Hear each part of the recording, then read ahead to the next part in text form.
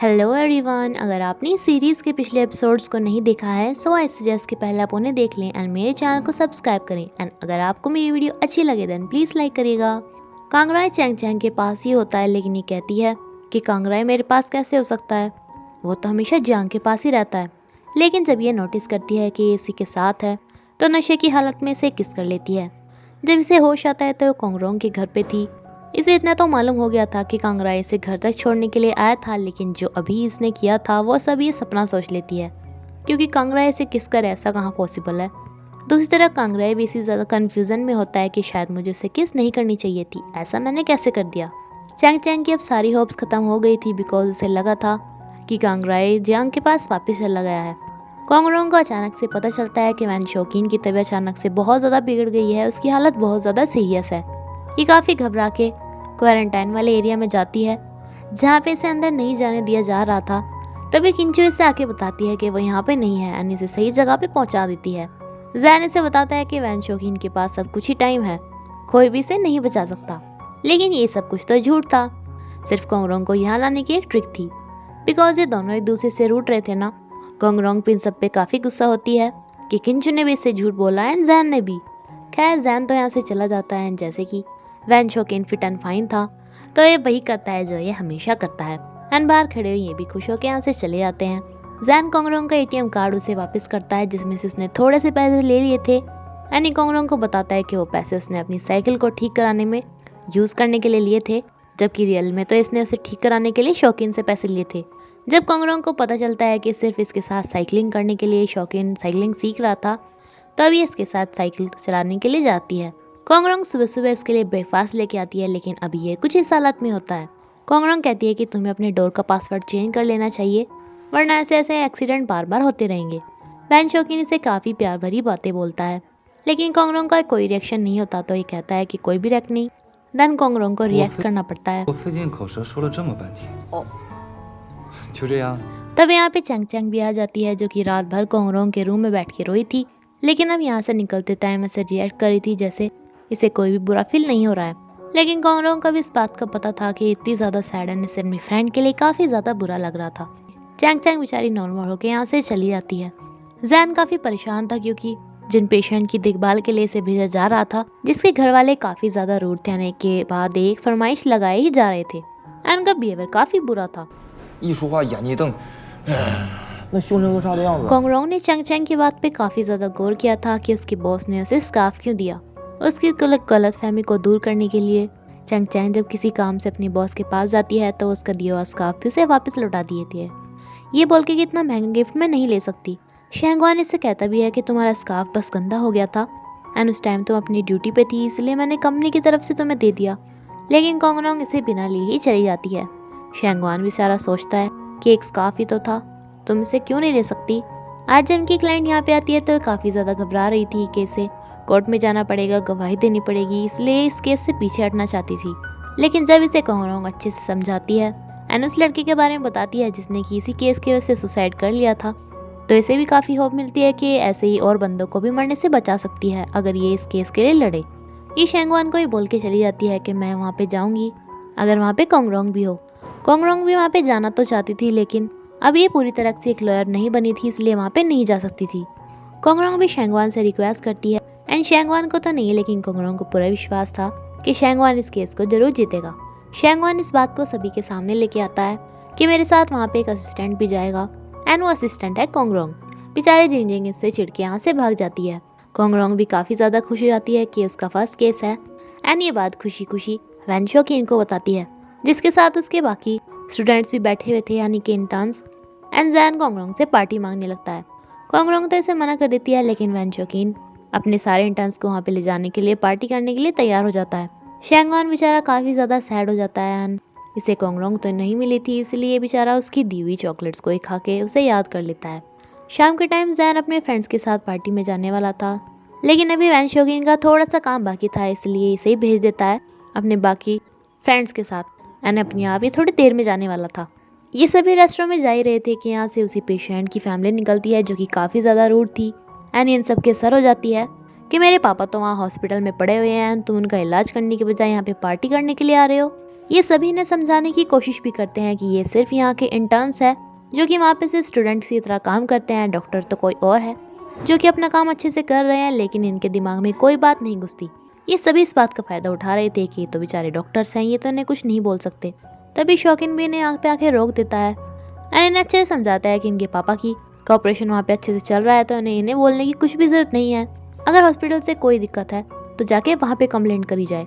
बेचारे जैन को भी बहुत ज़्यादा चोट मार दी थी इन लोगों ने एंड अब ये दोबारा से लड़ना स्टार्ट हो जाते हैं।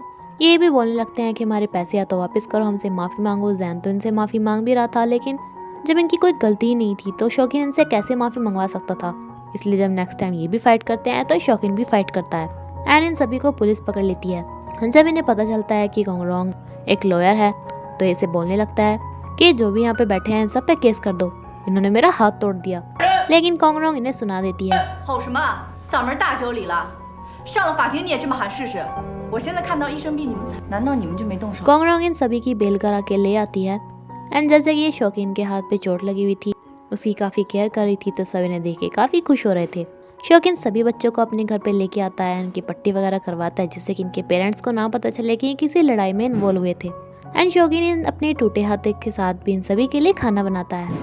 इन्हें समझाता है कि चलो अब की बार तो जैसे कैसे फाइट हो गई थी, लेकिन इन्हें हमेशा पेशेंस रखना चाहिए, वही एक अच्छा डॉक्टर होता है। दैनी कोंगरोंग से पूछता है कि क्या तुम उससे गुस्सा हो कि जैन को चोट लग गई, लेकिन कोंगरोंग इसे कहती है कि तो अच्छी बात होती है कि किसी लड़के को चोट लगती है, वरना मैं तो सोचती थी कि मुझसे इन्फ्लुएंस होकर वो कहीं लड़कियों जैसा ना बन जाए, क्योंकि लड़कों की लाइफ में चोट लगनी आम बात होनी चाहिए। कांगराई को फिर से अपने दोस्त की शादी में जियांग मिल जाती है, जो कि इसे यहीं पे कुछ देर और रुकने के लिए बोलने लगती है, क्योंकि यहाँ पे काफ़ी सारे पब्लिशर्स आ रहे थे जिससे इनसे मिलवाना चाहती थी, जिससे इसकी बुक्स की पोएम्स हिट हो जाएं। लेकिन कांगराई से मना लग के चला जाता है कि फिर किसी दिन ऐसा होगा। ये यहाँ से गुजरते हुए कपल को देखता है जो कि दूसरे की वीडियोस बना रहे थे। इसे याद आता है कि चैंग चैंग भी इसकी वीडियोस बना के ऐसे अपलोड करती थी, इसलिए इन्हें ये देखने लगता है। दैनी चैंग चैंग को देखने के लिए जाता है जो कि पैसे कमाने के लिए ऐसे ऐसे काम कर रही थी। ये बच्चों के साथ काफ़ी खुश दिख रही थी, जिस पे कांगराई सोच लेता है कि ये तो अब भी कितनी ज़्यादा केयर फ्री है, जैसे कुछ हुआ ही ना हो। ये बोल के ये तो चला जाता है सॉरी ये सोच के, लेकिन चैंग चैंग अंदर से बिल्कुल भी खुश नहीं थी। यहाँ पे कुछ लोग पतंग उड़ाने की बात कर रहे थे तो उसे उस टाइम याद आता है जब ये सभी ट्रिप पे गए थे, ये दोनों एक साथ पतंग उड़ा रहे थे। एंड ये सोच के चैंग चैंग बहुत ज़्यादा रोने लगती है। शौकीन के हाथ में चोट लग गई थी, इसलिए कोंगरोंग इसे आज हॉस्पिटल तक छोड़ने के लिए आती है। एंड शौकीन कहता है कि काश मुझे ऐसा ड्राइवर हमेशा के लिए मिले, तुम मुझे हमेशा ऐसे ही छोड़ने के लिए आओ। लेकिन इनकी ये खुशियाँ छिन्न भिन्न होने वाली थी, क्योंकि उस रूड सी फैमिली ने मीडिया को यहाँ पे बुला लिया था, ये बोल के कि डॉक्टर्स ने उनके ऊपर हमला किया। जैन शौकीन को इनके पास जाने से मना करता है क्योंकि सब उस पर इल्ज़ाम लगा रहे थे। एंड इस हॉस्पिटल का डायरेक्टर भी परेशान हो गया था, क्योंकि सब उससे भी कॉल कर करके पूछ रहे थे कि तुम्हारे यहाँ के डॉक्टर्स कैसे हैं। ये शौकीन से भी कहते हैं कि तुम्हें अपने इंटर्न्स को संभाल के रखना चाहिए था, जो कि उनके साथ फाइट कर रहे थे, ऊपर से तुम भी उनके साथ ही लग गए। शौकीन इन्हें बताता है कि मैं अपने स्टूडेंट्स को ऐसे नहीं देख सकता था, लेकिन इनकी कुछ भी समझ में नहीं आता। शौकीन इनसे कहता है कि उसे जो कोई भी पनिशमेंट देनी है मुझे दे, इसमें बच्चों की कोई भी गलती नहीं है, क्योंकि इसे पता था कि इंटर्न्स का फ्यूचर ख़राब हो सकता था। ये डायरेक्टर इसे 1 महीने के लिए सस्पेंड कर देते हैं, जिसमें कि ये अपने आप मीडिया से निपट सके। पहले तो शौकीन अपने स्टूडेंट्स को नहीं बताता, लेकिन जब उसे कोई एक नर्स सर्जरी के लिए बुलाने आ जाती है तभी इसे बताना पड़ता है कि मुझे तो 1 महीने का सस्पेंशन मिल गया है। जैन बाकी सभी इंटर्न्स इससे पूछते हैं कि गलती तो हमारी भी थी, तो आपने अपने ऊपर सारा इल्ज़ाम क्यों ले लिया। लेकिन शौकीन इन्हें कहता है कि जब तुम बड़े हो जाओगे तब तुम्हें पता चलेगा। कोंगरोंग को भी इस बारे में पता चल गया था, लेकिन शौकीन इसे इसके सामने बिल्कुल भी ऐसा जाहिर नहीं करता कि वो सैड है, और इसे कहता है कि अच्छा है ना मुझे कुछ दिनों की छुट्टी मिल गई, वरना मैं हमेशा बिजी रहता था। अब मैं वो सारे काम करूँगा जो कि मेरी लिस्ट में अटके हुए हैं, मैंने उन सभी कामों की लिस्ट भी बना रखी है। कोंगरोंग भी इसे ज़्यादा सैड फील नहीं कराना चाहती थी, इसलिए ये भी इसकी हाँ में हाँ मिलाने लगती है। जहाँ एक तरफ चैंग चैंग को कांगराई के सपने आ रहे थे, तो कांगराई भी काफ़ी ज़्यादा परेशान था एंड उसी की बनाई हुई वीडियोस को देखे जा रहा था, जिस कारण में चैंग चैंग ने अब कोई भी वीडियो काफ़ी दिनों से नहीं डाली थी। ये वापस उसी जगह पे जाता भी है चैंग चैंग की हेल्प करने के लिए, लेकिन यहाँ पे चैंग चैंग की जगह तो कोई और था एंड चैंग चैंग यहाँ से निकल जाती है। इसकी सारी होप्स खत्म हो चुकी थी, इसलिए आज ये अपना बिजनेस बंद करके अपने पापा के पास वापस लौट जाती है। इन्हें कहती है कि मेरे समझ में आ गया है कि मेरे कुछ काम करना बस का ही नहीं है। इसके पापा इसे समझाते हुए बोलते हैं कि ऐसा कुछ नहीं है, बस कुछ काम तुम्हें सूट नहीं करते। चैंग चैंग भी कांगराई को याद करते हुए बोलने लगती हैं कि हाँ शायद हम एक दूसरे को सूट नहीं करते, हम दोनों अलग ही वर्ल्ड से हैं। एंड अब इसने अपना खुद का बिजनेस करने की उम्मीद छोड़ दी थी। अब शौकीन को अपना काम तो था नहीं, इसलिए सुबह सुबह कोंगरोंग का ब्रेकफास्ट तैयार कर देता है, साथ में लंच भी एंड शाम के लिए स्नैक्स भी। कोंगरोंग जा रही थी लेकिन शौकीन इसे बाहर तक छोड़ने चला जाता है। अब बाहर तक छोड़ने के लिए शौकीन आ गया था, बट उसका कोंगरोंग को अब भी बाहर जाने का, उसे अकेले बाहर भेजने का मन नहीं कर रहा था, इसलिए कोंगरोंग से आगे चलने के लिए भी बोल देती है। बस में जब एक झटका लगता है तो कोंगरोंग इससे पूछती है कि अच्छा, जब इससे पहले ऐसा हुआ था तो शायद वो तुमने जानबूझकर किया था। एंड शौकीन इसे कहता है कि कौन सी टाइम, मुझे तो कुछ याद ही नहीं है। नावियस इसके फॉर्म तक भी छोड़ देता है, लेकिन अब तक सुबह के 8 ही बजे थे, इसके पास पूरा दिन था बोर होने के लिए। कांगड़ा के पास इस पब्लिशर का फ़ोन आता है कि इसे किसी बुक फेयर में बुला रहे हैं एंड ये सब जियांग ने याद कराया था। कांगड़ा इस गिटार को देखकर याद करता है जो कि इनके एक दूसरे से मिलने की 2nd एनिवर्सरी पे जियांग ने इसे गिफ्ट किया था, वो भी कई महीनों तक पार्ट टाइम जॉब करने के बाद। एंड ये तब का टाइम भी याद करता है जब इसे छोड़ते हुए जियांग ने इसे बोला था कि पहले मैं बच्ची थी, मुझे सिर्फ तुम्हारा म्यूजिक एंड बुक्स दिखाई दे रही थी, इसके अलावा कुछ भी नहीं, लेकिन अब मुझे पता चल गया कि इस दुनिया में तुम्हारे अलावा भी बहुत कुछ है एंड मुझे बहुत सारे पैसे कमाने हैं जो कि तुम तो मुझे नहीं दे सकते। नाउ इस बुक फेयर में जाता तो है लेकिन सिर्फ ये गिटार वापस करने। जियांग इसे समझाती है कि अभी तुम सेटिस्फाइड नहीं हो क्या, मैंने तुम्हारे लिए इतना अच्छा पब्लिशर ढूंढा। लेकिन कांगड़ा इसे कहता है कि मुझे ऐसे किसी भी चीज़ की ज़रूरत नहीं है, ना ही तुम्हारी। जियांग इसे कहती है कि तुम तो ऐसे नहीं थे, तो ये भी बोलता है कि तुम भी पहले ऐसी नहीं थी। जब तुम मुझे छोड़ के चली गई थी तो मैंने हमेशा तुम्हारा वेट किया, लेकिन जब तुम वापस आई तब मुझे ऐसा पता चला, ऐसा फील हो कि शायद मैंने गलत चॉइस कर ली थी, बल्कि हम दोनों नहीं। अब इससे पीछा छुड़ा के ये एक फ़िश लेता है चैंग चैंग को इसे गिफ्ट करने के लिए एंड सोचता है कि अब की बार मैं कोई भी गलत डिसीजन नहीं लूँगा।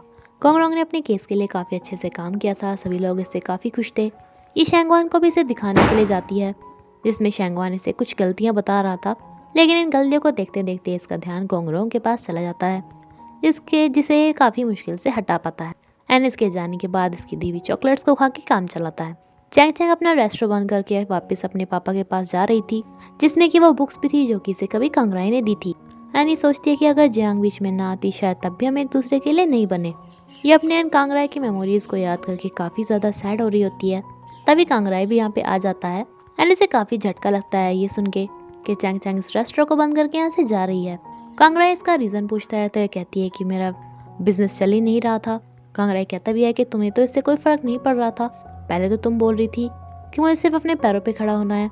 लेकिन चैंग चैंग से कहती है कि हाँ, लेकिन मैंने शायद गलत सोचा था। एक कार आती है जिसे चैंग चैंग ये बोल के कि मेरा बॉयफ्रेंड है इसमें बैठ के चली जाती है, जबकि ये तो इसके पापा लेने के लिए आए थे। एंड इसके साथ ये एपिसोड यहाँ पे खत्म होता है फ्रेंड्स। Thank you.